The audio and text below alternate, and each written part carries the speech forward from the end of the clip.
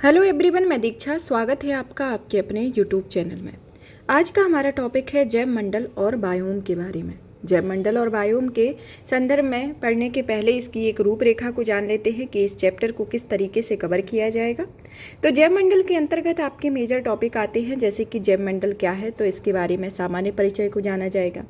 जैविक कम्युनिटी के बारे में, समुदाय अभिलक्षण या कम्युनिटी कैरेक्टरिस्टिक के बारे में, क्योंकि इससे रिलेटेड एग्जाम में क्वेश्चन आते हैं। क्योंकि ये जो शब्दावलियाँ दे दी जाती हैं तो इनका एक्सप्लेनेशन उसमें साथ में दे दिया जाता है, तो उसको समझना ज़रूरी होता है ताकि इससे रिलेटेड क्वेश्चन आए तो आप उसको आसानी से सॉल्व कर लो।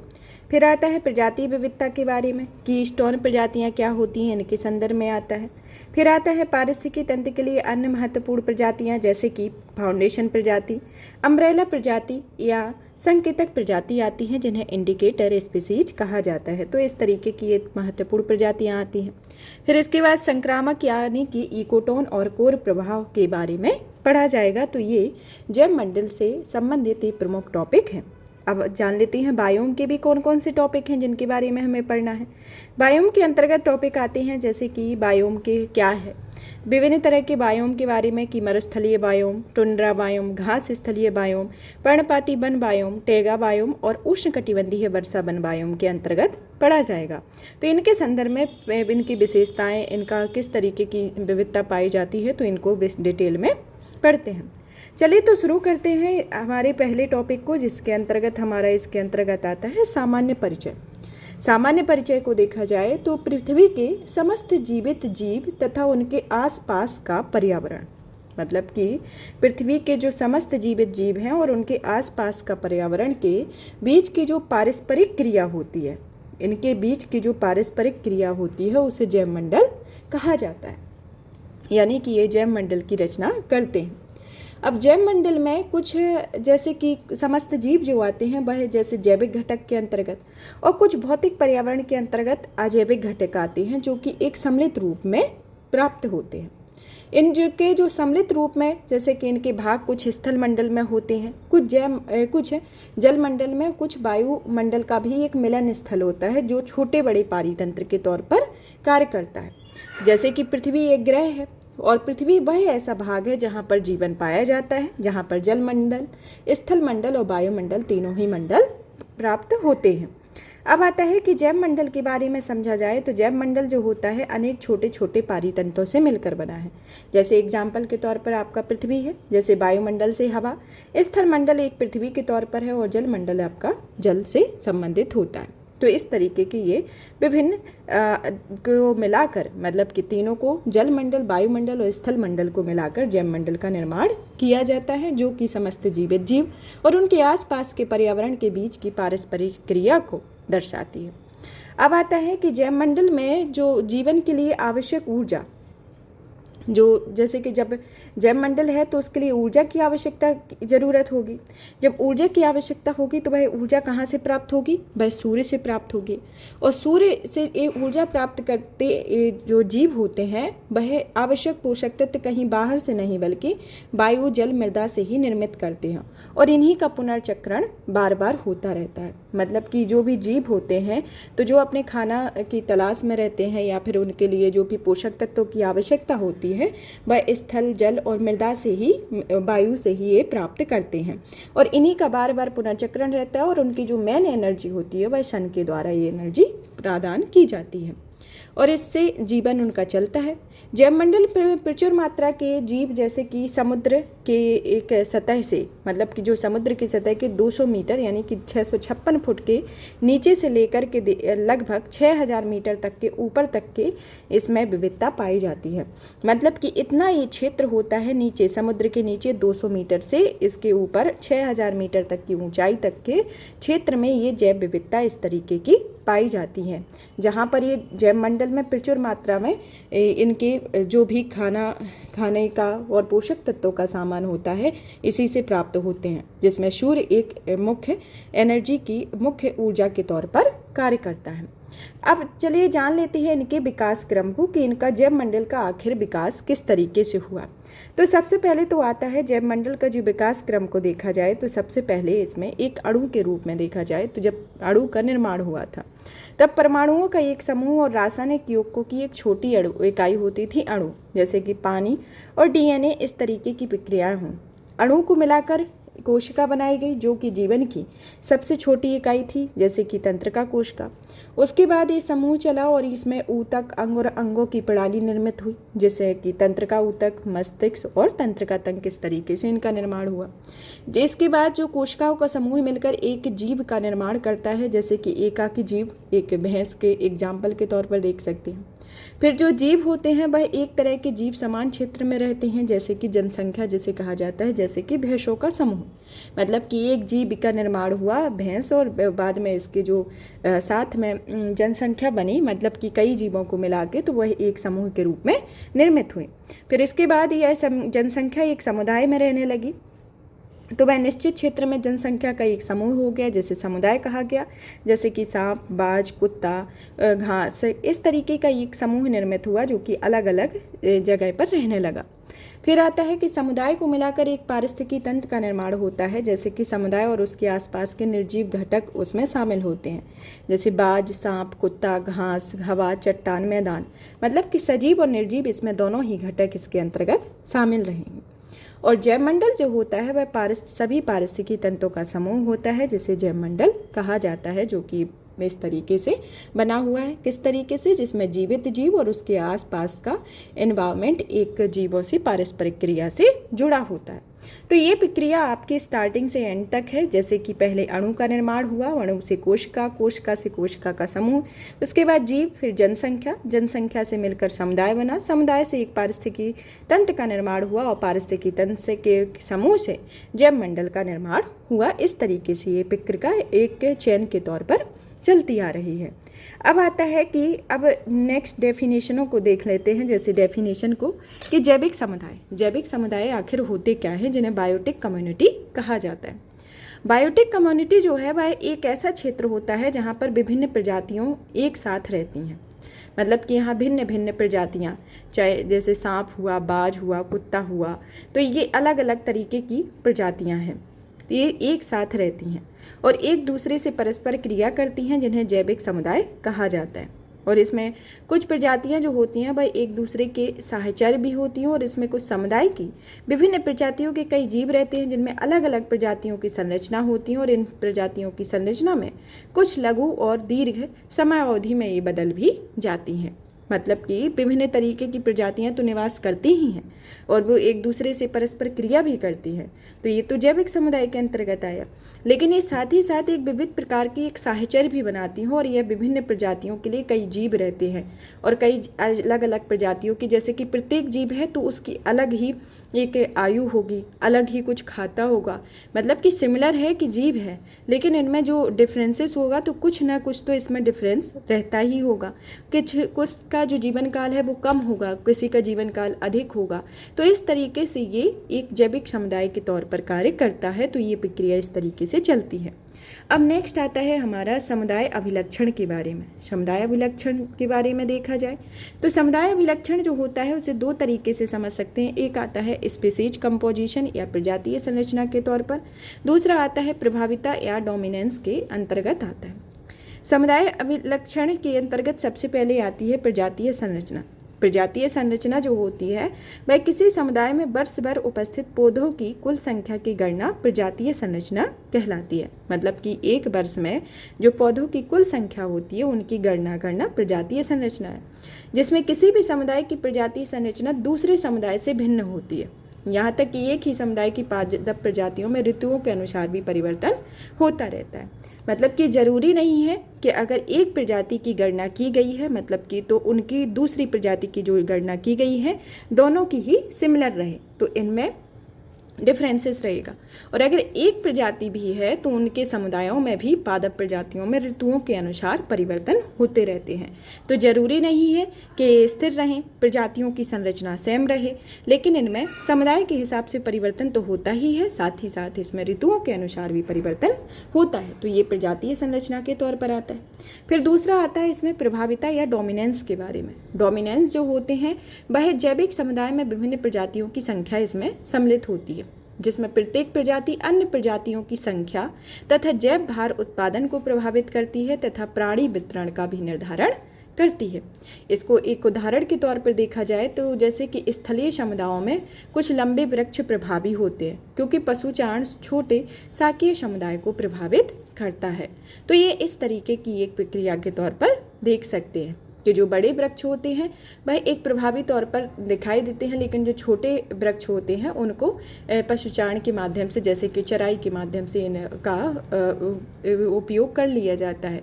तो ये इस तरीके की प्रक्रिया होती है जिसमें प्रत्येक प्रजाति अन्य प्रजातियों की संख्या तथा जैव भार उत्पादन को प्रभावित करती है और प्राणी वितरण का भी निर्धारण करती है। तो ये प्रभाविता के अंतर्गत आता है। अब हमारा नेक्स्ट आता है प्रजातीय विविधता के बारे में। प्रजातीय विविधता के संदर्भ में देखा जाए तो प्रजातीय विविधता जो होती है वह किसी समुदाय की विविधता का निर्धारण उसकी प्रजातीय विभिन्नता के आधार पर होता है कि प्रजातियों में किस तरीके की विभिन्नता है, उस तरीके के आधार पर प्रजातीय विविधता का निर्धारण किया जाता है। जैसे कि उष्णकटिबंधीय क्षेत्र है, उष्णकटिबंधीय वर्षावन क्षेत्र हुआ, प्रवाल भित्ति हुआ, वहाँ पर समुदाय अत्यधिक मतलब जो प्रजाति होती है वहाँ अधिक पाई जाती है, प्रजातियाँ अधिक पाई जाती हैं तो विविधताएँ भी अधिक पाई जाएंगी और उनके जो पोषक स्तर में कई प्रकार की प्रजातियाँ जीवन यापन करती होंगी। तो ये इस तरीके की होती है। और दूसरा अगर एक और एग्जाम्पल के तौर पर देखा जाए अन्य समुदायों में तो एक आता है मरुस्थल या ज्वार नदमुख। वहाँ पर अपेक्षाकृत कुछ ही प्रजातियाँ पाई जाती हैं। वो कुछ ही प्रजातियाँ पाई जाती हैं तो वो उनके किसी भी समुदाय में उपस्थित प्रजातियों की कुल संख्या के अनुपात के हिसाब से ये प्रजातियों का निर्धारण होता है। तो ये ज़रूरी नहीं होता है कि जिस समुदाय की प्रजातियां हों उनके में भिन्नता नहीं हो, लेकिन इनका जो निर्धारण होता है वो विभिन्नता के आधार पर होता है।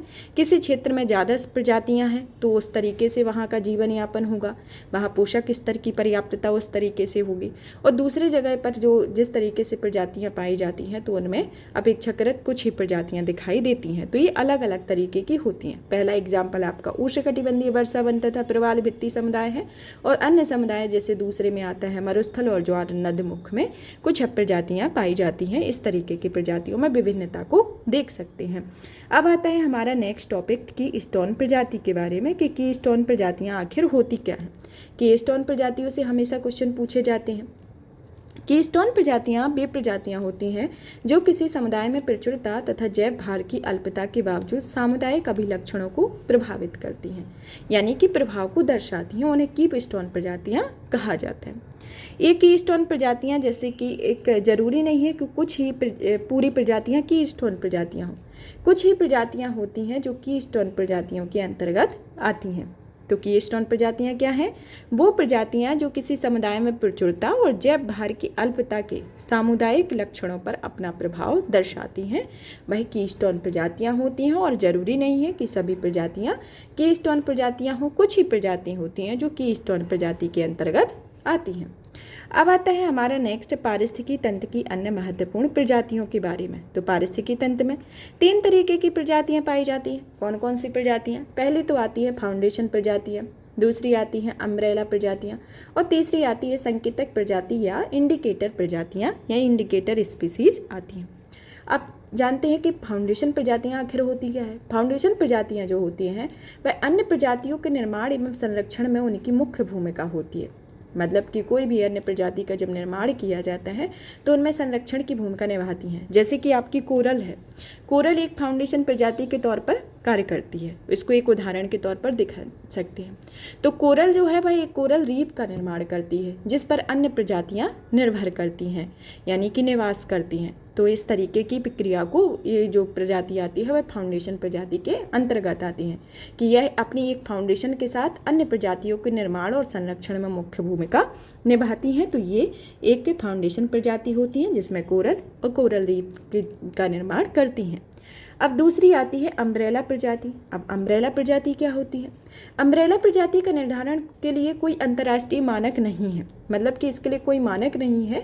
इनको अगर नॉर्मल भाषा में देखा जाए तो ये प्रजातियाँ विस्तृत परास वाली होती हैं और जिन पर अन्य प्रजातियाँ निर्भर करती हैं। जैसे कि कुछ इनका एक विस्तृत परासी होता है, जरूरी नहीं रहता है कि ये मतलब कि एक स्थिर में रहे।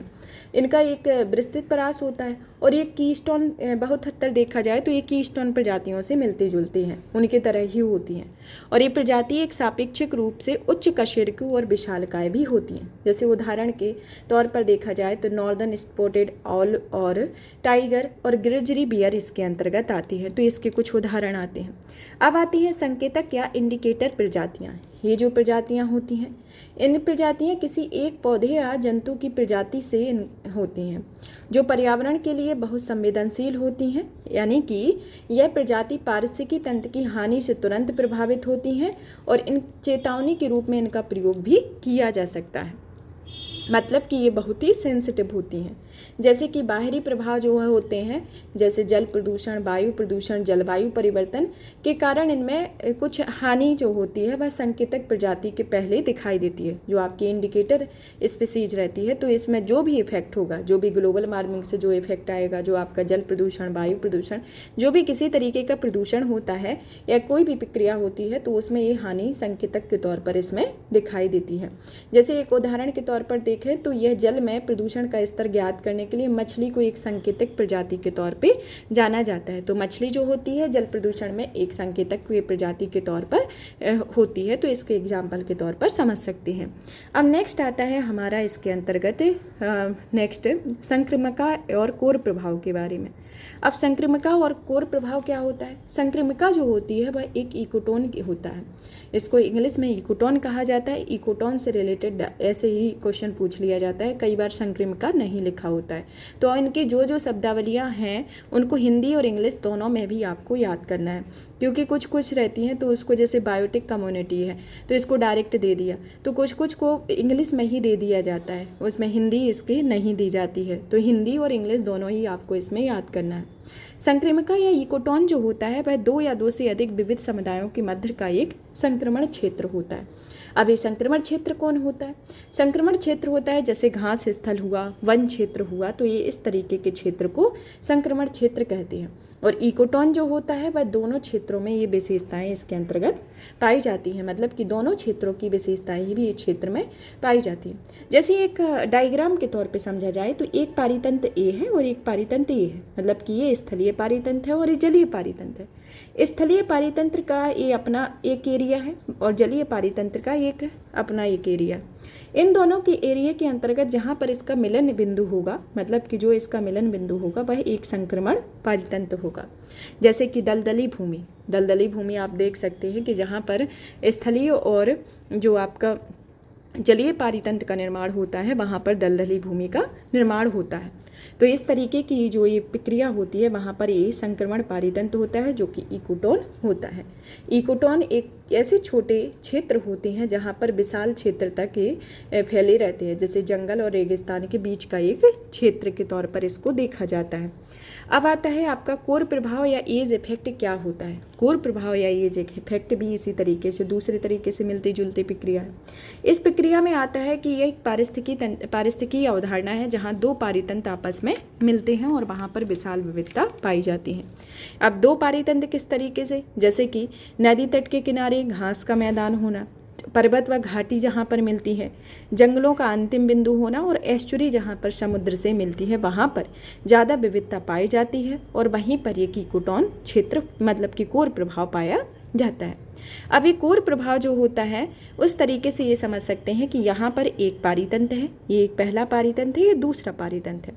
यहाँ पहले पारितंत्र को आपका स्क्वायर से इस तरीके से दर्शाया गया और दूसरे पारितंत्र को 0 से दर्शाया गया है, तो इस तरीके से दर्शाया गया। तो इसमें इस तरीके की प्रजातियाँ पाई जाती है और इसमें दूसरे पारितंत्र में इस तरीके की प्रजातियाँ पाई जाती हैं।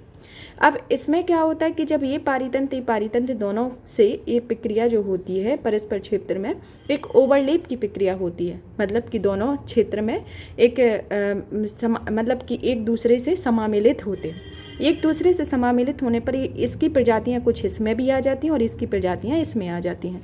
तो एक दोनों की मिलन इस बिंदु के तौर पर देख सकते हैं। तो इस कोर प्रभाव में आपकी पारीतंत्र 1 की भी प्रजातियाँ होगी और पारीतंत्र 2 की भी प्रजातियाँ होगी। दोनों प्रजातियों को मिलाकर एक कोर क्षेत्र का निर्माण होता है। तो ये जो कोर क्षेत्र है आपका पारीतंत्र 1 और पारीतंत्र 2 को मिलाकर ये क्षेत्र बना होता है, जहाँ पर वायु, तापमान, आर्द्रता, मृदा की नमी, प्रकाश तीव्रता, ये सभी इसमें जो कोर क्षेत्र होता है वह परिवर्तित स्थिति में होते हैं। और यहाँ पर जो विविधता होती है वह सूक्ष्म जलवायु का निर्माण करती है, जो कि विशिष्ट प्रजातियों को समर्थन देती है। तो ये कोर क्षेत्र के अंतर्गत आता है। तो आपने समझ लिया होगा कि इसमें कोर क्षेत्र में पारीतंत्र 1 को ये आपके इस तरीके से संबंधित किया गया है और पारीतंत्र 2 के अंतर्गत इस तरीके से। तो इसकी प्रजातियाँ भी इसमें सम्मिलित होंगी और इसकी भी इस प्रजातियाँ, मतलब कि एक दूसरे को ओवरलैप करेंगी, जो कि इसकी विविधता भी कुछ इसमें पाई जाएगी और इसकी भी पाई जाती है।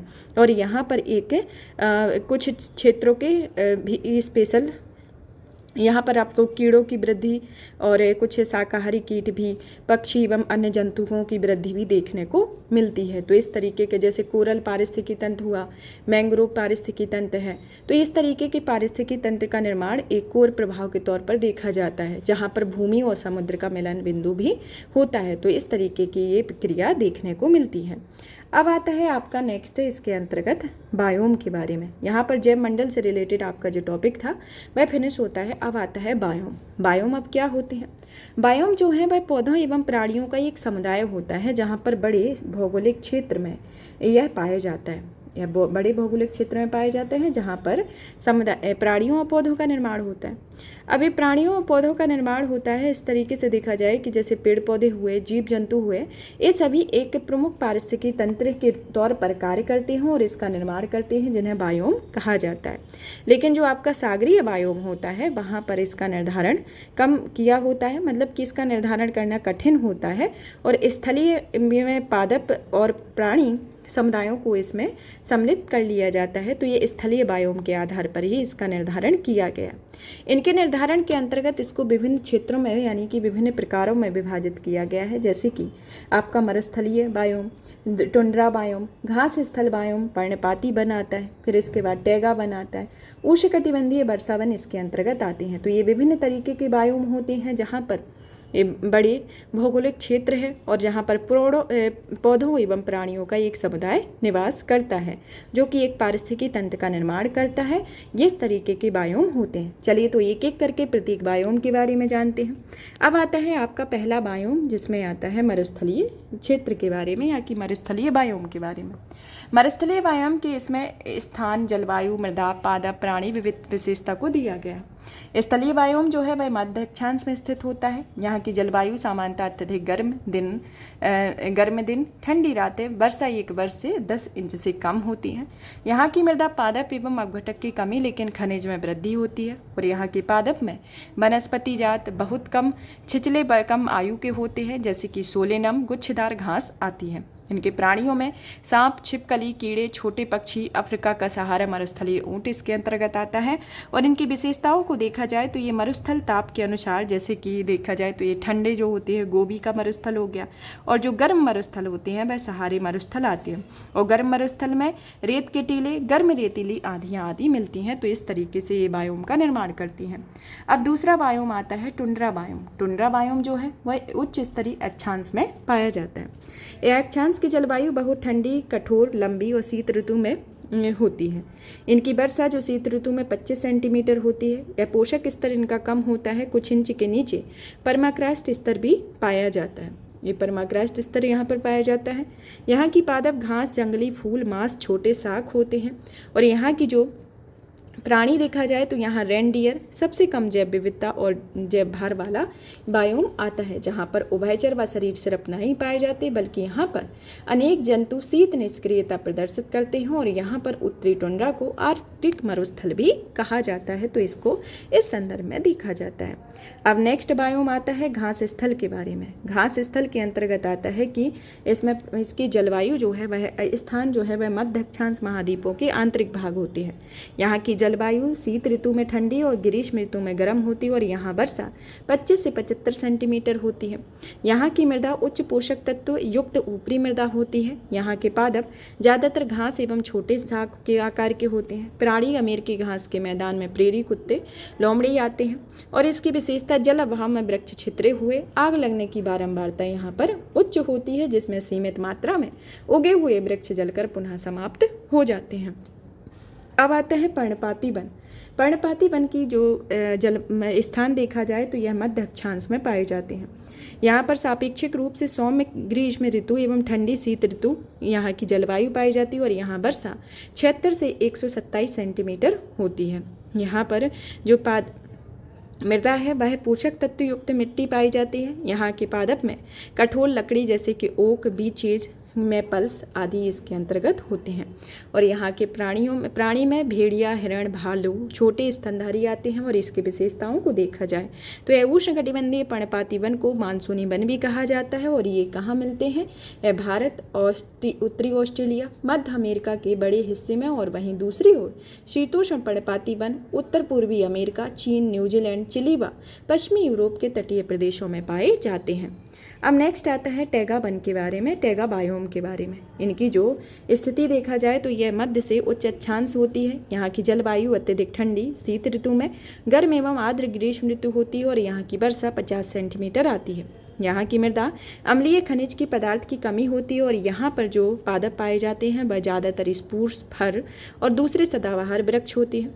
यहाँ पर रोडेंट्स, लिनक्स, कैरिब्यू, भालू एवं भेड़िया यहाँ के जो प्राणी हैं वो पाए जाते हैं। और यहाँ पर वनों के उत्तरी काष्ठ या उत्तरी शंकु वन भी यहाँ के वन को कहा जाता है और यह टुंड्रा के दक्षिणी गोलार्ध के कुछ भागों में पाए जाते हैं, जैसे कि न्यूजीलैंड के अंतर्गत आते हैं।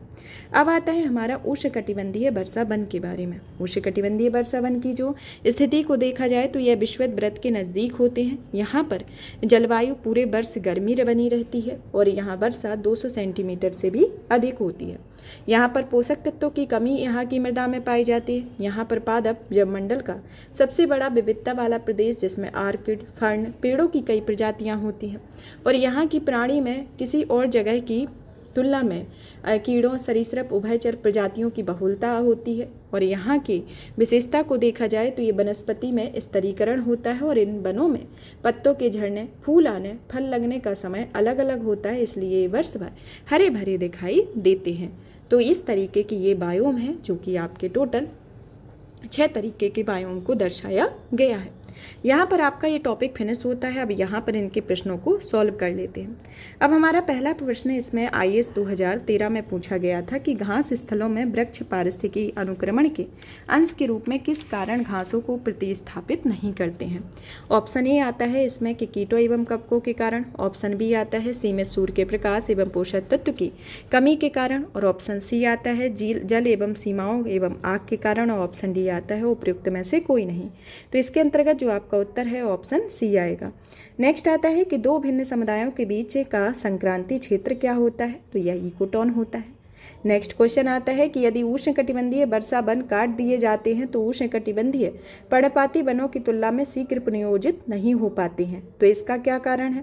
ऑप्शन ए आता है कि उष्णकटिबंधीय वर्षा वन की मृदा में पोषक तत्व का अभाव होता है। ऑप्शन बी आता है कि उष्णकटिबंधीय वर्षा वन में वृक्षों की प्रवर्धों की जीवन क्षमता दुर्बल होती है। ऑप्शन सी में उष्णकटिबंधीय वर्षा वन प्रजातियां धीमी गति से बढ़ती हैं। और ऑप्शन डी में विदेशी प्रजातियां वर्षा वन की उर्वर मृदा का निर्माण करती हैं। तो इसके अंतर्गत आपको सही उत्तर की पहचान करनी है। तो इसमें आपका ऑप्शन ए होगा कि इसमें उष्णकटिबंधीय वर्षा वन मृदा में पोषक तत्वों का अभाव होता है, जो कि IAS 2011 में ये क्वेश्चन पूछा गया है। नेक्स्ट क्वेश्चन आता है कि निम्नलिखित युग्मों पर विचार कीजिए। पहला युग्म दिया गया है जैविक समुदाय, जिसको सम्मिलित करना है एक ही समुदाय या एक ही तरह के जीवों का समान क्षेत्र में रहना। दूसरा आता है पारिस्थितिकी तंत्र, जो कि जैविक समुदाय और उसके आसपास के निर्जीव घटक हैं। तीसरा आता है जैव मंडल, जिसमें पारिस्थितिकी तंत्र का समूह होता है। तो आपको बताना है कि इनमें से कौन सा युग्म सुमेलित है। तो इसके अंतर्गत आपका दूसरा और तीसरा युग्म सुमेलित है, तो ऑप्शन बी आपका सही होगा।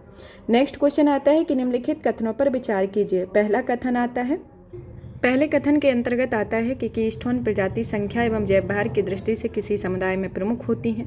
दूसरा आता है कि कीस्टोन प्रजाति समुदाय के अभिलक्षणों पर अपना प्रभाव दर्शाती हैं। तो उपयुक्त कथन में से कौन सा कथन सत्य है? तो इसके अंतर्गत आपका ऑप्शन सी होगा, क्योंकि इसमें दूसरा कथन सत्य है। नेक्स्ट आता है 6 नंबर का क्वेश्चन कि निम्नलिखित में से किसमें प्रजाति विविधता अत्यधिक पाई जाती है? ऑप्शन ए उष्णकटिबंधीय वर्षा वन, ऑप्शन बी पर्णपाती वन, ऑप्शन सी घास स्थल और ऑप्शन डी मरुस्थल। तो इसके अंतर्गत आपको बताना है कि इसका उत्तर कौन सा होगा। तो इसका उत्तर ऑप्शन ए होगा, उष्णकटिबंधीय वर्षा वन। नेक्स्ट आता है कि निम्नलिखित में से कौन सी प्रजाति पारिस्थितिकी तंत्र की हानि से तुरंत प्रभावित होती है? तो इसमें आपकी संकेतक प्रजाति जो होती है वह पारिस्थितिकी तंत्र से तुरंत प्रभावित होती है।